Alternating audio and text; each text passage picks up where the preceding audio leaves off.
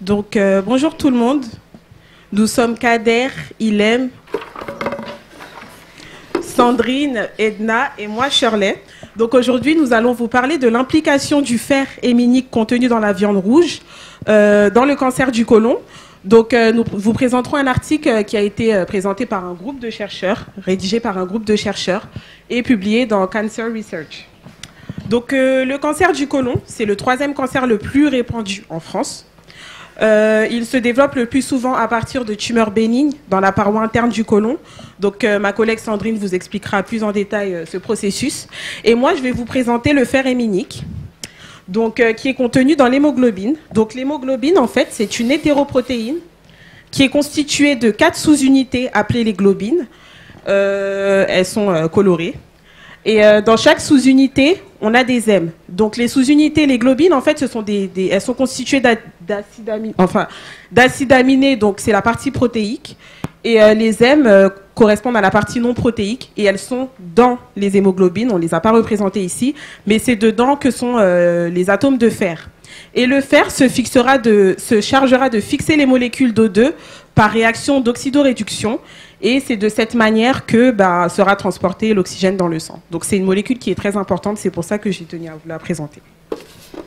Dans cet article, les chercheurs ont voulu, pour mettre en évidence le lien entre la formation du cancer du côlon et la consommation de viande rouge, ils sont partis de l'hypothèse que le fer héminique contenu dans la viande rouge sera à la base de la formation de molécules, les aldéhydes, à partir des lipides.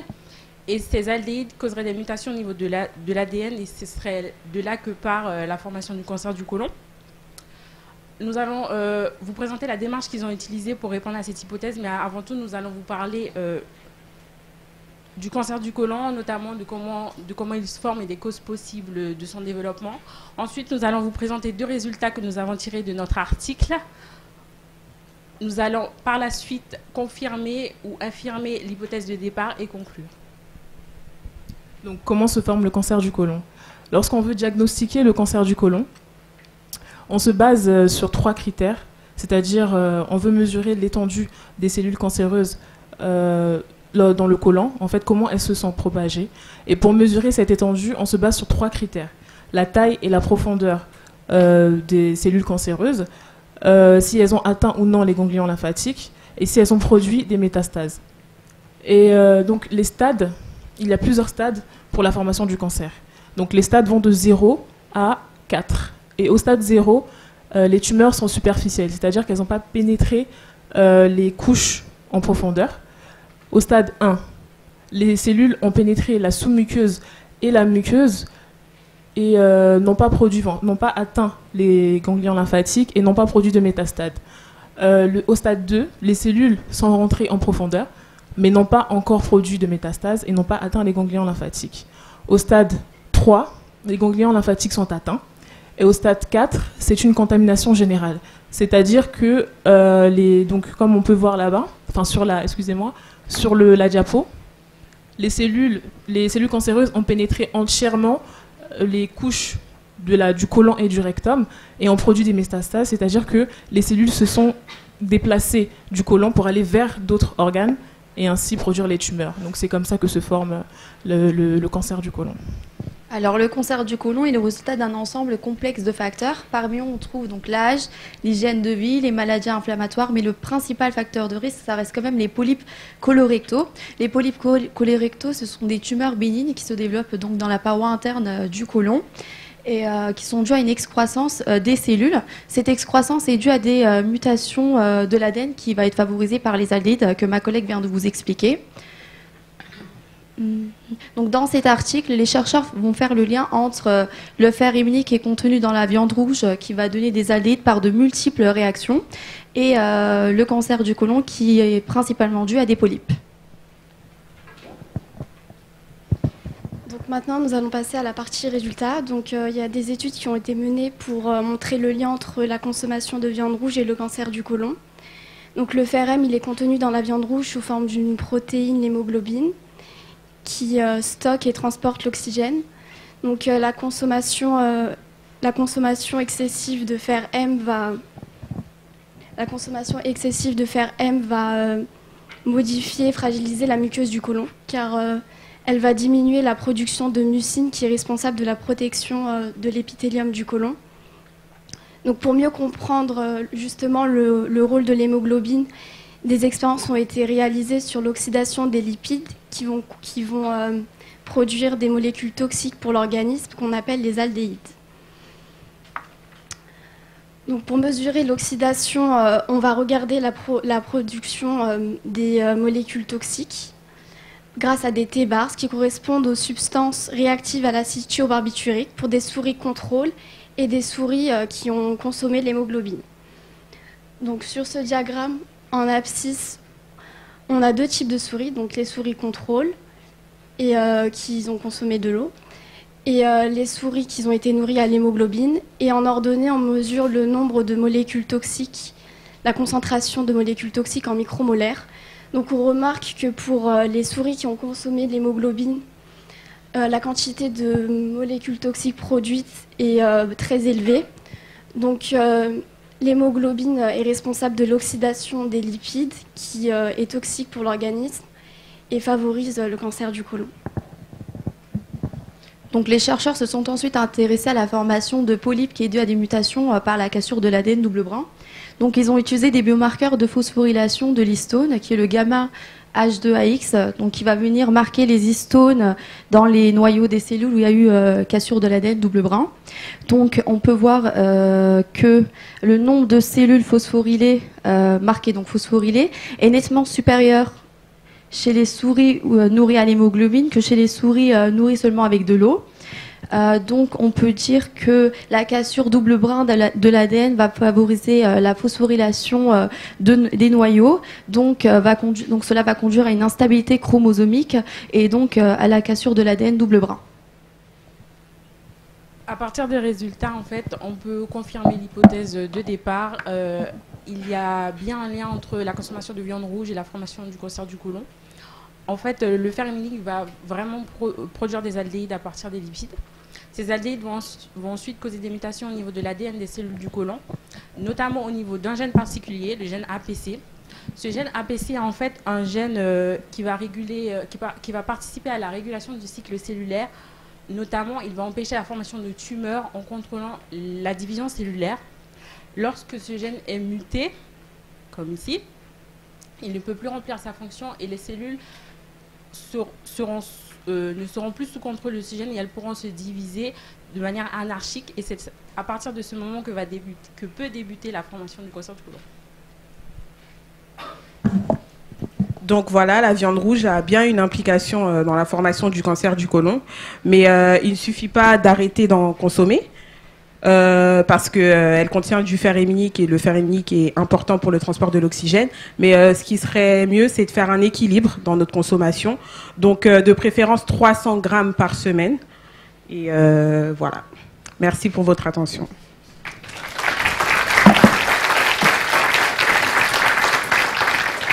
Et on tient à remercier en particulier notre tutrice et notre expert, M. Colombo, Mme Boudet. Merci beaucoup.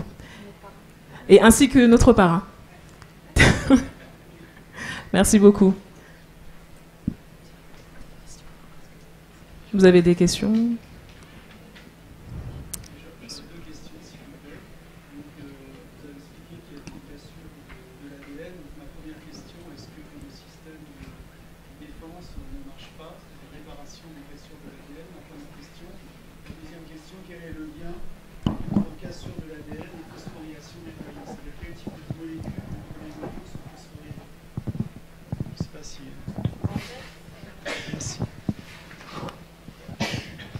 En fait, c'est les histones qui sont contenues dans les noyaux qui vont être phosphorylés par les aldéhydes qui seront transformés à partir du fer qui sont contenus dans la viande rouge.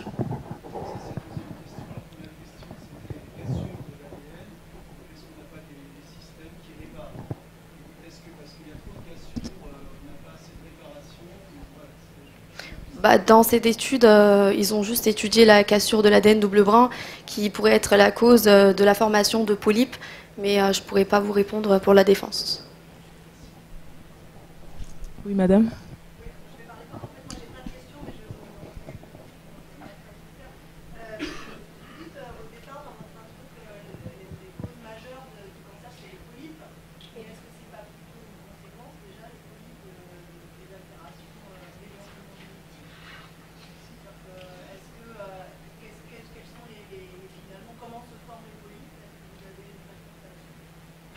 J'avais dit que c'était une excroissance des cellules qui était due à une mutation de l'ADN.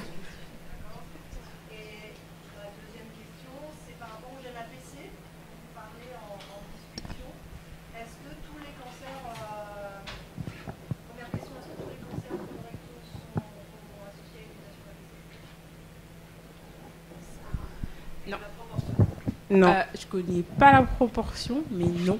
Il y a d'autres gènes. J'ai trouvé dernièrement un article qui disait qu'il pouvait y avoir la formation du cancer du côlon hors du gène APC, plutôt au niveau du gène KRAS, je crois, un truc comme ça.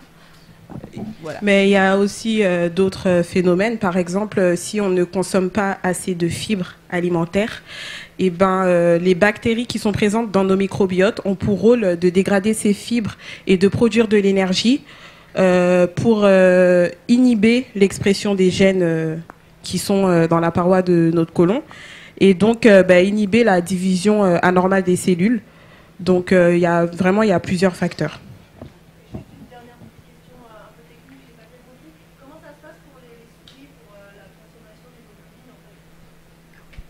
Les souris, en fait, elles sont nourries. C'est pas comme l'être humain, on leur donne directement la viande, etc. On leur a mis dans de l'eau, de l'hémoglobine, avec plusieurs composés en fait de la viande, pour pouvoir voir comment la réaction se produit en fait dans son organisme. Donc c'est juste ça qu'ils ont fait.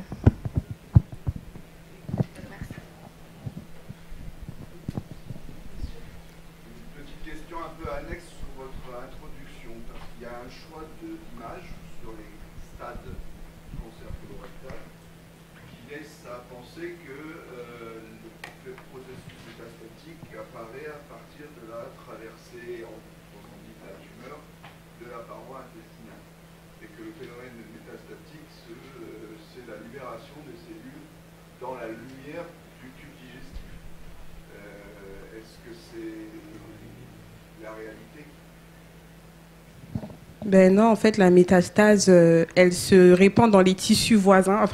Après c'est le schéma, mais non. Est-ce que c'est la voie classique des cellules métastatiques Non, pas du tout. Le schéma, plutôt la voie sanguine, et je ne suis pas sûr que les stades précédents au stade 4 ne puissent pas déclencher un phénomène métastatique.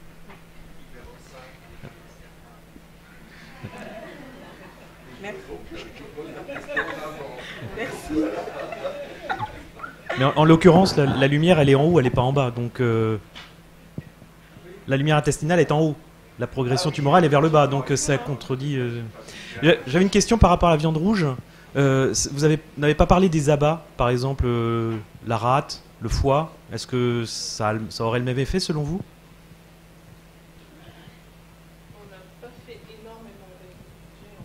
Ben si, attends. non mais excusez-moi. Non, c'est pas par rapport à l'article. En fait, elle parlait par rapport à l'article, mais même par rapport à ce qu'on a vu en cours. Ben, par exemple, la rate, il y a plus de globules rouges dans la rate que dans je sais pas quel autre organe vous avez dit. Donc oui, ce phénomène serait plus probable si on mange des abats. Oui, tout ce qui contient des globules rouges. Voilà. Donc il fait pas bon être vampire en fait. Comment ? Vampire, c'est mauvais pour la santé. Ben oui. Ouais. Oui, monsieur. La viande aussi, c'est pas que l'hémoglobine. On parle aussi de myoglobine, chose dont vous parlez pas. Donc il y a pas mal de myoglobine. Mais ma question maintenant pour vous est qu'est-ce que vous dites aux nutritionnistes, on a nombreux, certains ou beaucoup qui conseillent ou émettent des conseils de consommer plus de viande parce que le fer héminique, c'est le fer le plus biodisponible, c'est-à-dire qui va être absorbé et utilisé par l'organisme. Comment répondez-vous à ce genre de conseils ? Moi, je dirais ce que j'ai dit tout à l'heure, c'est que oui, c'est bien d'en consommer, mais après qu'il faut faire un équilibre. Ça ne veut pas dire qu'il faut en consommer trop, parce que tout ce qu'on consomme dans la vie, il y a une limite, il y a un seuil. Donc consommer avec modération. Voilà. Très bien, merci.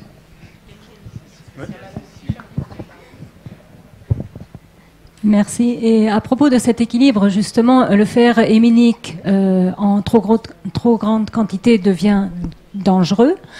Par contre, l'hémoglobine que l'on consomme en même temps se dégrade en bilirubine qui, elle, a un rôle antioxydant. Donc, dans cette étude, est-ce que les auteurs ont pris en compte cet élément? Non. Ils n'ont pas pris en compte, non. Par contre, il y a un groupe qui va passer après. Il faut que ce soit la dernière question. D'après ce qu'on m'a dit. Il n'y a plus de questions? Une dernière question?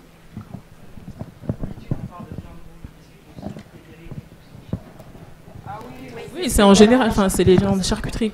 Voilà.